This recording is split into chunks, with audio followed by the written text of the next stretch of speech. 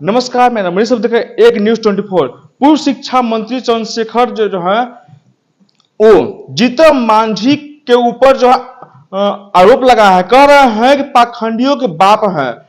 और एक जो है भीमराव अंबेडकर की जयंती के मौके पर बोले हैं। इसी संदर्भ में आज जदयू प्रवक्ता नवल शर्मा जी हैं, उनसे जानकारी लेते हैं। पहले तो स्वागत है सर आपको।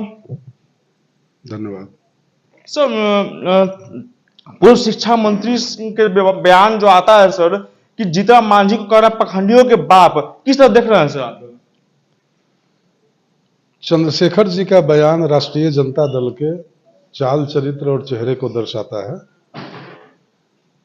आपको याद होगा कि जब चंद्रशेखर जी शिक्षा मंत्री थे तो वो 2-3 बातों के लिए प्रसिद्ध हुए थे। पहला, कार्यालय नहीं आने के लिए। दूसरा, रामचरितमानस को लेकर बयान देने के लिए। चंद्रशेखर जी कभी कार्यालय नहीं आते थे, तो इतना प्रकट हो गया बिहार की जनता के सामने कि इस व्यक्ति में प्रशासकीय क्षमता नहीं है और राष्ट्रीय जनता दल के रुचियों की सरकारी कार्यों में कोई रुचि नहीं है, आरजेडी के मंत्रियों की।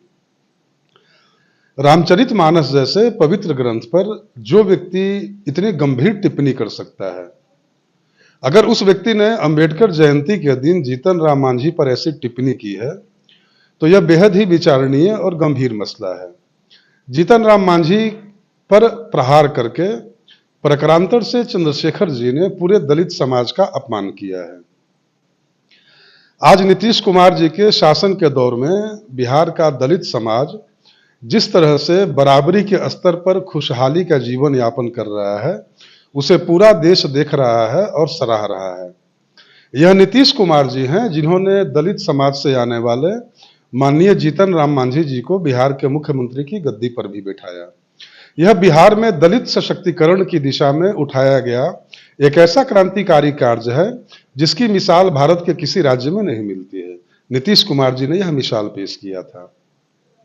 तो जीतन राम मांझी जी पर चंद्रशेखर जी का दिया गया बयान पूरे दलित समाज को देखने का आरजेडी का नजरिया क्या है, यह इस बात को प्रकट करता है। 1990 से लेकर 2005 के बीच में इन लोगों ने दलितों के प्रति जिस अमानवीय व्यवहार का प्रदर्शन किया, आपको याद होगा कि उस दौर में बिहार में जितने भी नरसंहार होते थे उनमें दलित भारी संख्या में मारे जाते थे। दलित, कई सारे दलित अधिकारी, आप नाम सुने होंगे चंपा विश्वास बलात्कार कांड का। इस दलित तबके से जुड़े हुए कई सारे ऐसे उदाहरण हैं। योगेंद्र नारायण सरदार इनके विधायक हुआ करते थे। तो एक दलित की लड़की को इन लोगों ने खुलेआम जीप में उठा लिया था और 3 लोगों ने मिलकर बलात्कार किया था। तो पूरा इतिहास इन लोगों का भरा पड़ा है दलित विरोधी आचरण के लिए। इन लोगों के जमाने में बिहार का दलित तबका कई तरह की सोशल डिसेबिलिटीज का शिकार था, सामाजिक अयोग्यताओं का शिकार था, ऊंच नीच का शिकार था। वही ये नीतीश कुमार जी का दौर है जिसमें आप देखते होंगे कि 15 अगस्त और 26 जनवरी को दलित समाज का व्यक्ति झंडोत्तोलन करता है और मुख्यमंत्री जी हाथ बांध के उसके सामने खड़े रहते हैं, प्रशासनिक अधिकारी उस व्यक्ति के सामने खड़े रहते हैं। तो यह है दलित समाज को देखने का मान्यवर नीतीश कुमार जी का नजरिया। क्या आप लोग जो बयान बोले हैं तो आप लोग क्या कहिएगा उनको माफी मांगने के लिए? क्या कहिए? माफी मांगने से काम नहीं चलेगा। यह पूरे बिहार के दलित समाज का घोर अपमान है। मैं तो मांग करूंगा कि ऐसे लोगों को, अगर तेजस्वी यादव जी में तनिक भी नैतिकता है तो ऐसे लोगों को अविलंब पार्टी से निकालें, नहीं तो बिहार की जनता यह मान लेगी कि दलितों को देखने का आपका जो पुराना चश्मा था उस चश्मे में अभी तक कोई बदलाव नहीं आया है। पश्चिम बंगाल में जैसे हिंदुओं पर अत्याचार हो रहा है, उसको किस तरह देख रहे हैं आप? देखिए, शुद्ध रूप से कानून व्यवस्था का मसला है, लॉ एंड ऑर्डर का मसला है और यह किसी भी राज्य के मुख्यमंत्री के लिए यह बेहद ही शर्मनाक स्थिति है। राज्य में इस तरह से लोग मारे जाएं, चाहे वो किसी भी धर्म के हों।